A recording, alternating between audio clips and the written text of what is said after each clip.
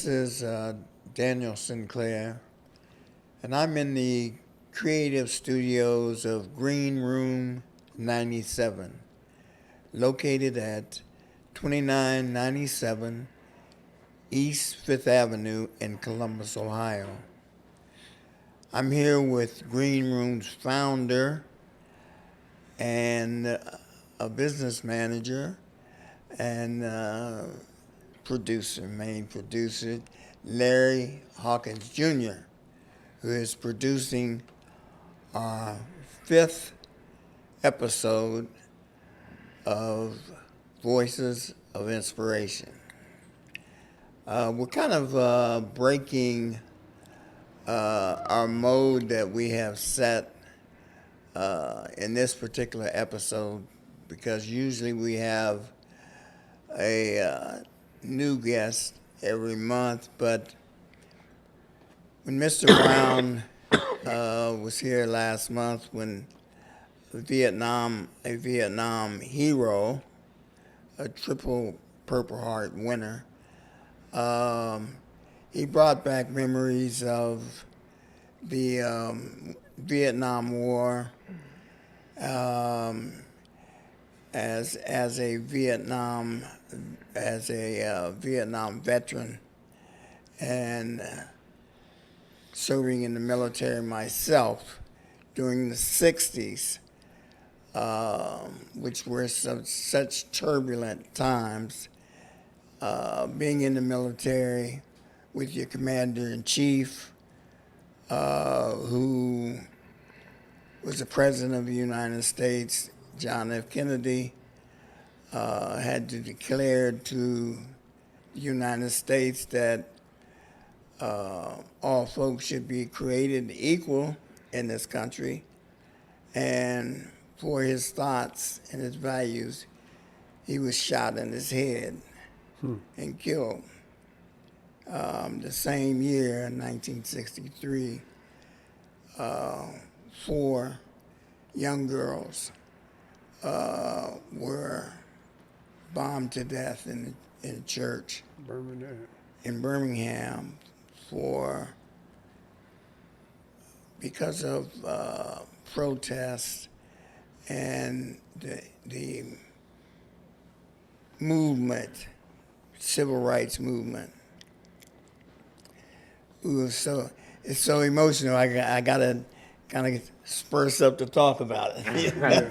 Yeah. So, I know what you mean. Yeah, so it was a very confusing time to be in the military. Yes, it was. At that time. So that's the reason why we're revisiting it. So I've invited Mr. Gerald Brown back with us. He brought one of his colleagues, Mr. Renee Riggins. Triggs. Got it. Yeah. I had been practicing that and blew it. Not a common name. But Gerald, you were on the front lines when Martin Luther King was killed. Is that right? Now, I was on the front lines, but that day, when we found out that Dr. Martin Luther King was assassinated, the colonel held back the black teams from going out. Mm-hmm. They was a little scared because emotions was high. Of course. And they didn't know how we was going to react. Yeah. It took them 2 days after that to give the okay for us to go out. Yeah. Well, how did you feel? How would the black troops feel? I felt bad. I felt real bad. I was angry. Mm-hmm. I mean, I remember when Martin Luther King had the march on Washington in D.C. My grandmother took me with a church from New York to see it.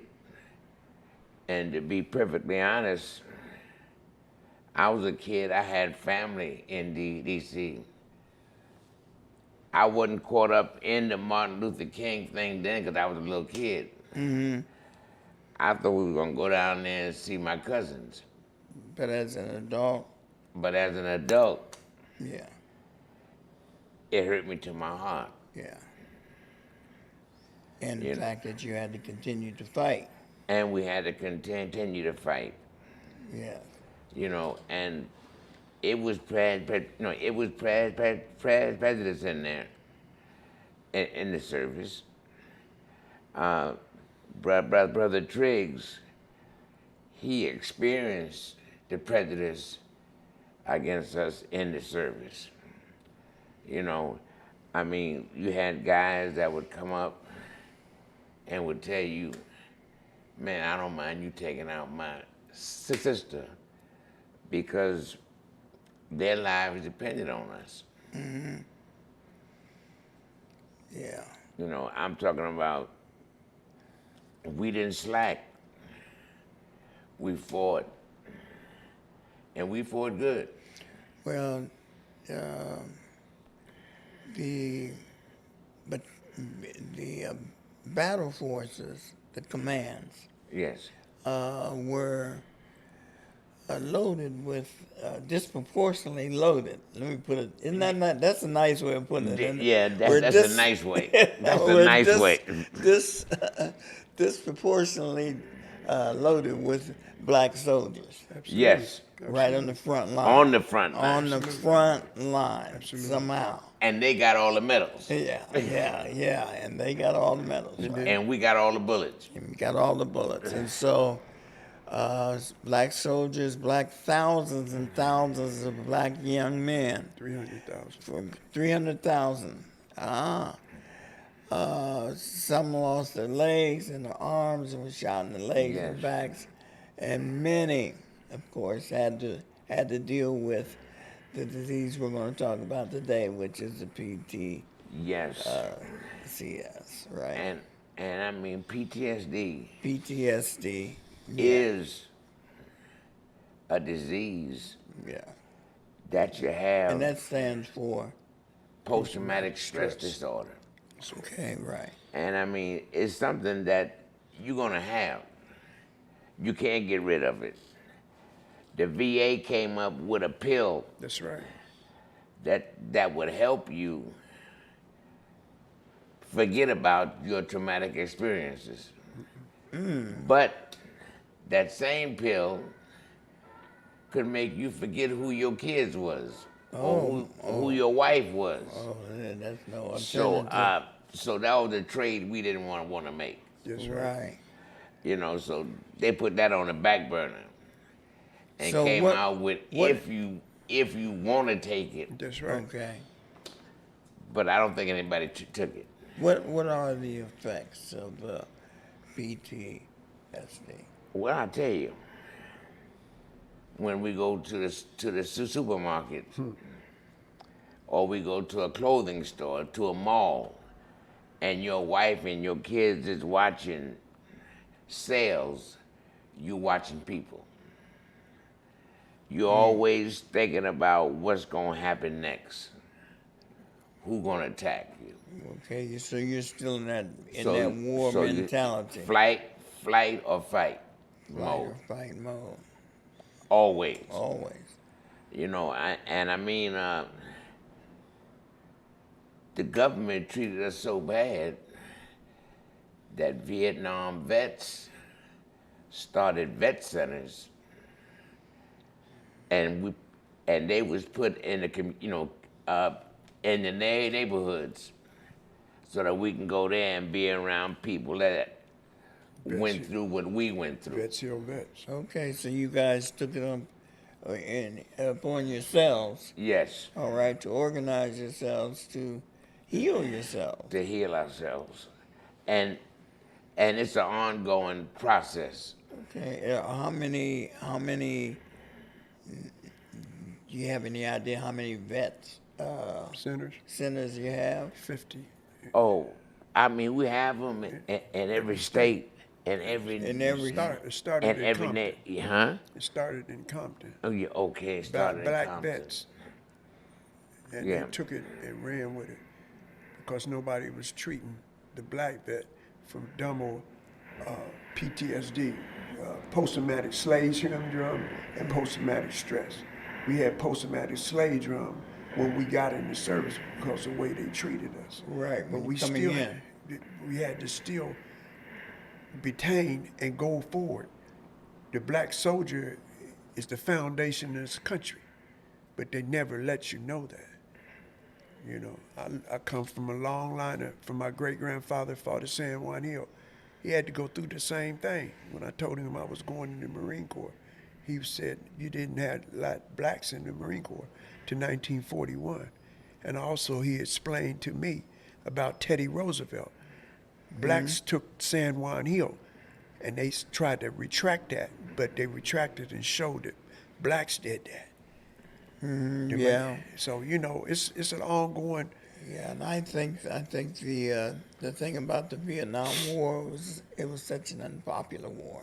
Yes. This year. You know, so it wasn't a war where they were going to give you parades and Oh parades no, coming oh home. no. You know, it's the old saying that Vietnam vets have.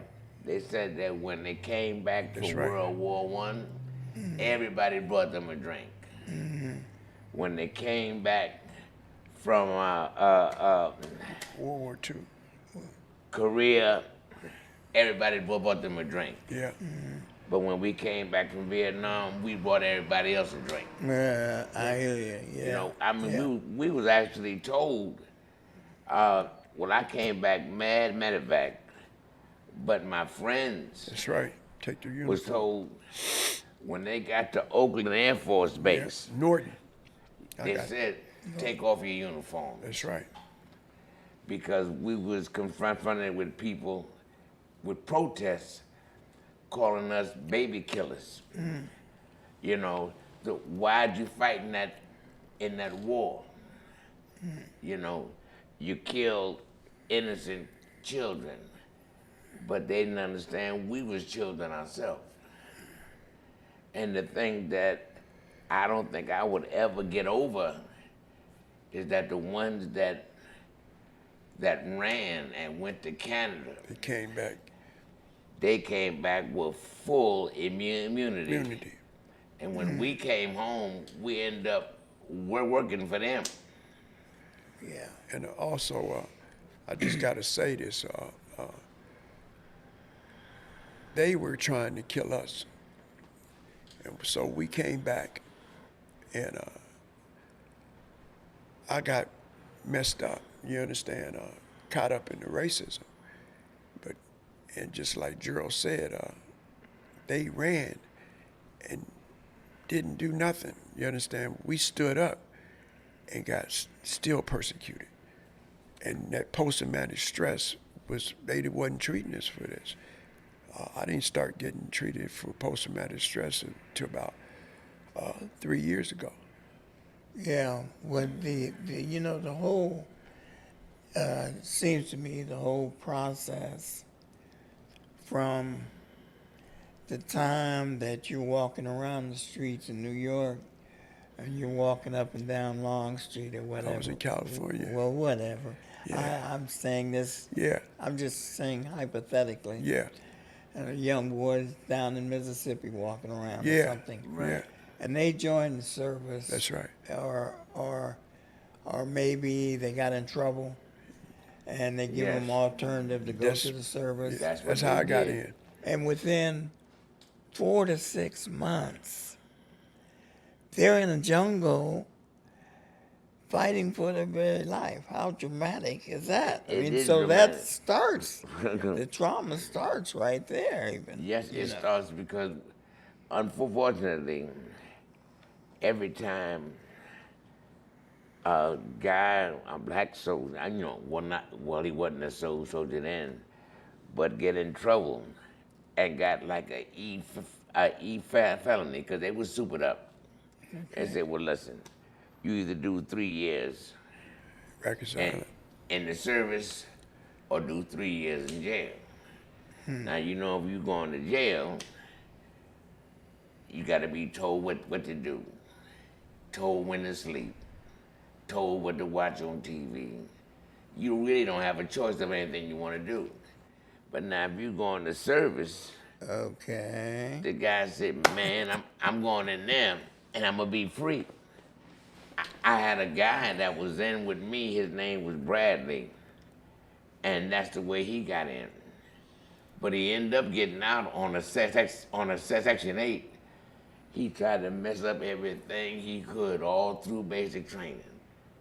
He would do anything he wanted to do. When it came to iron your clothes, your fatigues, his would be all wrinkled. He forced them to put him out on a Section 8, saying he couldn't adjust. Okay. But he beat the jail time. Okay. That was All his right, but preference. for the most part, though, a lot of guys chose the military as an Yes. alternative. I'm one but of they didn't choose to be put on the front line. No. They didn't think of. No one said, when you join the military, we're going to take you and put you in a jungle somewhere and have you fighting for your life. No, I'm talking about we was kids. Yes, 17, 18. And I'm talking about we was praised. I went in at 17 years old because I forged my mother's signature. I wanted to go. Yes. I wanted to defend our country. I mean, I ended up being brainwashed like everybody else. When you think about cults, I ended up the same way. Yeah. I mean, I could have came home the first time I was wounded, but I stayed with my men. So it's a kinship that you don't find anywhere else. Yeah. I mean, my life depended on him. And Mr. Triggs' life depended on me. Yeah. And that's a closeness that you could ever get with anybody. It wasn't until, and I had years of therapy. It was people like, here, it was people like John Fry, a therapist of mine here in Columbus, at the James, over here at the James thing here. And I mean, when he changed posts and went downstairs to the second floor, he said, well, I'm gonna keep Brown. And I mean, he's helped me the whole time I've been here, and he's still my therapist. That's good. One of them anyway. That's good. So you guys do you coordinate with other groups throughout? Do you guys have any kind of we are taking annual anything No, together or something like that? we're taking have a outing every now and then, but a lot of times guys don't want to participate in that. I show up for the military parade and all that, but I want to hint on what y'all was talking about. When I got back to the world and went down south, and I was treated, I'm an NCO. I got 5 commendations in combat, and a lot of us was put in the brig because they didn't know how to treat us when we got back. For instance, I had an incident for racial discrimination, and badly, I ended up getting a GOS discharge for the good of the service. It gets this psychopath out of there. That's what they mean. But they trained me to be like that, and so I reversed it on What kind? I'm sorry. What GOS discharge GOS? for the good of the service. For the good of the service. So 40 years later, they didn't think I'd be still living. The Vietnam vet is still here. Yeah. And Gerald Brown and Joyce Beatty looked at the information, and I retained an honorable discharge with all medical. Oh, well, that's wonderful. Okay, so, but the Secretary of the Navy sent a letter to me, and Brown read it, everything in the group, and it said this man was not treated for PTSD and racially profiled. Huh? Yes. You fight with this country, Yeah. and you still treat it as like a second chance citizen. I just can't imagine when they came home from World War II, they wasn't even allowed to vote. Well, I think that's the thing that made it hit home so much for me, because when you read in history about how the black soldiers were treated and coming back from past wars, it's one thing, but to live it, Yes. is an altogether different And thing. then you know something. Another reason why we started the vet centers Yes. is because the VA was taking so long That's right. to approve our claims, That's right. and they said that by 2016, We all be dead. most Vietnam vets would be Would dead. be dead, isn't that something? I mean, and they had already canceled out the Korean vets, but they said that most Vietnam vets would be dead. So we living on borrowed time, as far as they're concerned. Yeah. Mr. Triggs, you told me, gave me some statistics about the casualties, Yeah. the number of casualties that were. It was 300,000 people killed in Vietnam. We made 19% of that. You understand?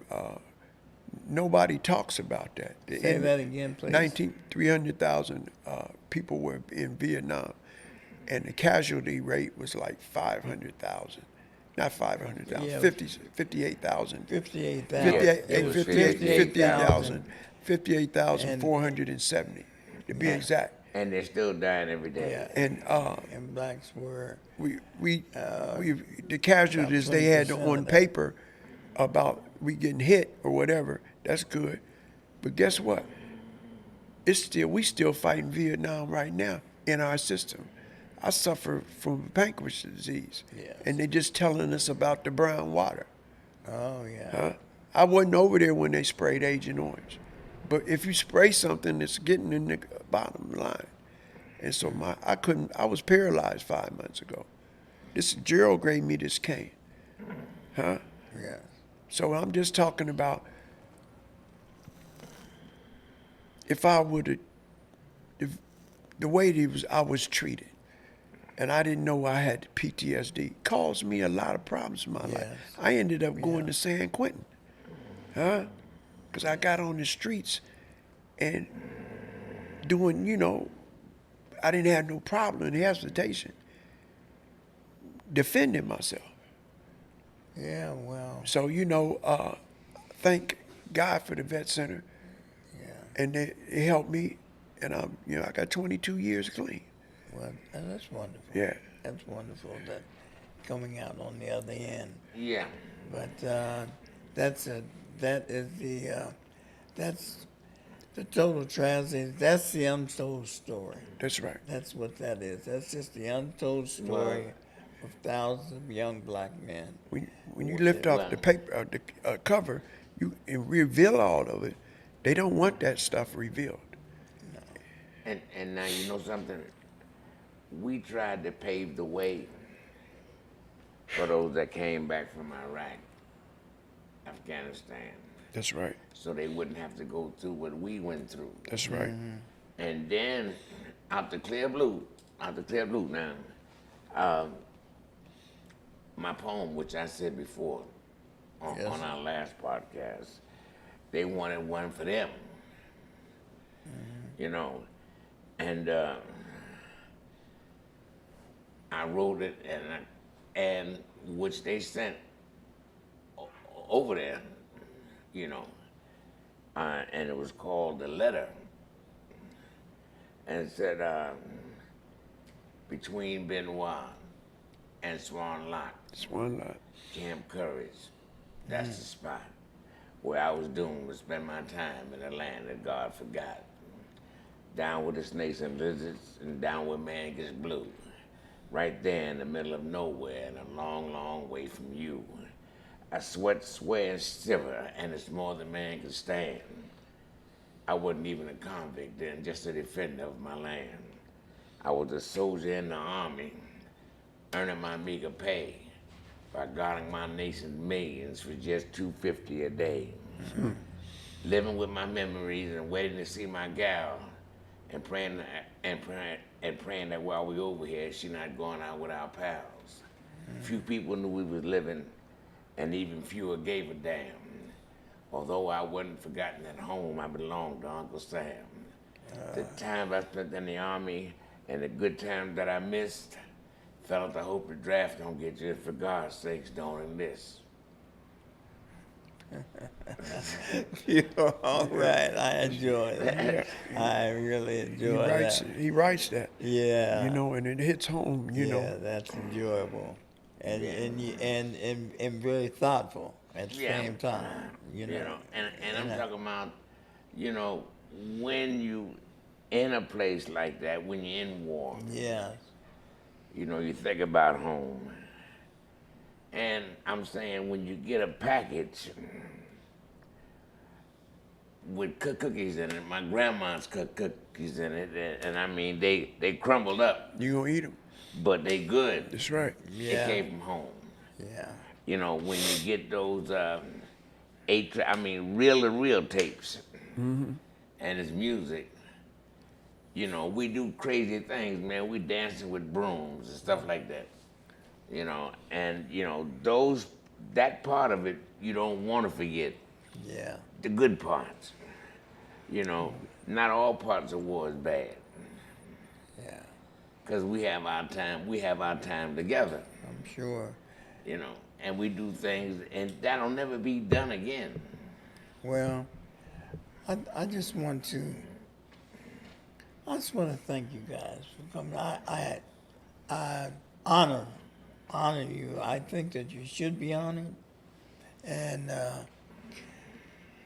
I just wanted to. I think we used our platform just to put this down on record, so that one can see the mess. Yeah. That's what it was. Okay. That was a mess. You know, okay, but it's over. It's a mess. I think America did a role reversal, Yeah. and they finally start to realize these guys defended this country. That's why I got a green card. These guys fought and got wounded, and now I can protest for a better job. I can ask for a higher pay. You know, I'm talking about they fought, and now this is not communism. You know, and I really think they're starting to realize that when they say thank you for your service. I see little kids now. Running up They to us. run up to you and they salute like that and said, thank you for your service. You don't know how good that feels. Yes. I got something called dengue fever that they ain't figured it out yet. They know I got it from there, but they ain't figured it out. And they said I'm gonna have it for the rest of my life. And I was sprayed directly with Agent Orange Yeah. because they had to kill the foliage to make a bigger perimeter. So they sprayed us. But nobody talks about that. I know. Well, the sacrifices, like Yeah. I say, the sacrifices were enormous. This, The toll was significant.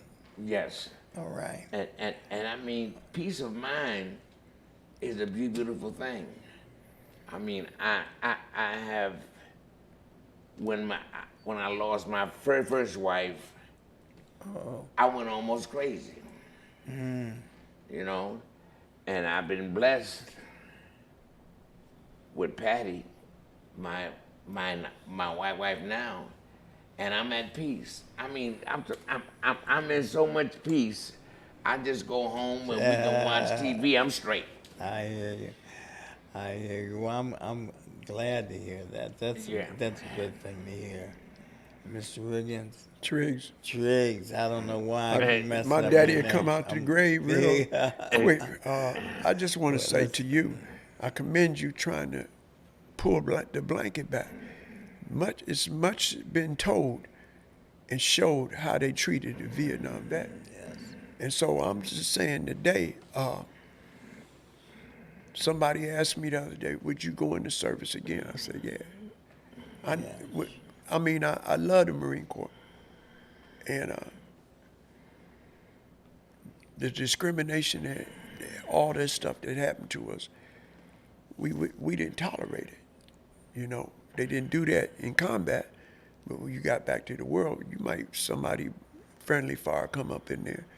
I was a machine gun operator. So they was trying to, I don't think about it. I talk about it to another vet. When nobody asks me stupid questions about you ever killed nobody and all that. Yeah. Have you ever I hate seen that. a dead body? Yeah. But I enjoy them coming up to us now. They see the hat and they say, Thank you, sir. thank you, service. But For I your know when service. another vet is saying welcome home, he been in this stuff. Yeah. You understand? He been in the mix, man. And so vets heal vets. The vet center was established for vets. And it was really established for black vets because they wasn't getting the money. Well, Yeah, and Again- I'll tell you, I want to thank you too. That's what I want to do. Thank you know, because you're putting this out there, yeah. and people need to see it. People need to know what we went through, and people need to know that we did it selfishly. I mean, we was patriotic when we was treated unpatriotic, Let's tell that. but we was patriotic. I want to ask you both. Just tell me how it affected you and how you've dealt with it thus far. Well, you know, I deal with it every day. I mean, I got a sign right outside my house in the grass. I put out for July 4th. It says, veterans, please do not shoot off your fireworks.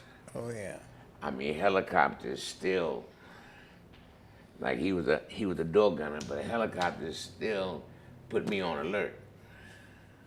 Okay. I see it, you know, but I have people in my life now. I have my wife, Patty. I have Pastor Jefferson, you know, Pastor Brown, Pastor Brisbane, and John Fry. So I deal with it every day. You know, I mean, a car backfiring will scare me. Sometimes rain puts me on alert. Because there was all 10 roofs over there, so you hear the rain hitting it. And you got 6 months of monsoon season. That's right. 3 months or 6 months. But I mean, you hear that rain. That puts me on alert. And let me ask you, has your faith, has it been a part of your healing process? Yes, my faith has. And I'm a pastor now, too. Okay. So I'm saying my faith is strong. It had to be strong when you were there Yeah. in the jungle. And I mean, I'm attached to Mr. Triggs. I mean, we join at the hip, That's right. you know. Okay. And we make it by being together, being strong for each other, Okay. and being strong with each other. We make it as a group. We make it. Very good. Good. PTSD, it never's gone nowhere. It affected my life tremendously. I didn't see a way out but except acting violently. And it caused me a lot of problems. Drug abuse, all that. But I can say today, when I started acknowledging the self and who I really was, I could recover the effect PTSD, but I ain't never getting rid of PTSD. I'm not using no drugs to try to go to sleep, or rain still wakes me up. I'm up. And my old lady be like, "Why you up? You want to cuddle?" I don't want to cuddle when it's raining. Yeah. Cause I'm just, I've been through 3 marriages because of this. But the bottom line of it is, vets heal vets, Yeah. and that's Gerald was like my big brother, and I can't take about what happened over there. I try not to think about it. I was doing it when I first come on. I wouldn't talk about it. Well, I think you guys are a testament that brotherhood is the most important part of the healing process. Yeah. Yeah, it is, because I wanted to die. Yeah. I mean, I didn't want no relationship. I didn't want anything. And I was about to give up. Yeah. Even when I came down here to Ohio. And then I met my wife, Patty, by mistake. And changed my whole perspective around. Now I want to live. And I stay close to guys like Every day. Mr. Triggs. Yeah. Every day. Sometimes twice a day. Yeah, we call it. I mean, we have to call each other every day. I hear you. And our favorite thing is peace in the Middle East with a With a little little bit dab of hair grease. We say that every day when we say get it off every the day. phone. Well, that's a pleasant note for us Yeah. to end on. Yeah, Yes. okay, and I want to thank you both Thank you. for being guests on Voices of Inspiration, and I'm sure that your voices are going to be an inspiration to an awful lot of people. And thank you so much. Thank you Thank for you. having And me. let Keep us. on doing what you're doing. Well, thank you. Yeah. Okay. And Exposing. let's just remember that God loves us all. Yes, indeed. Absolutely. All right, thank you. This is Daniel Sinclair. Our guest on today's show is Mr. Gerald Brown, Mr. Renee Triggs, and we'd like to thank you so much for being with us. If you enjoyed the show, we need you to like it. If you want to stay with us on the remainder of our journey, need you to subscribe to it, and by all means, share it with your friends and your neighbors.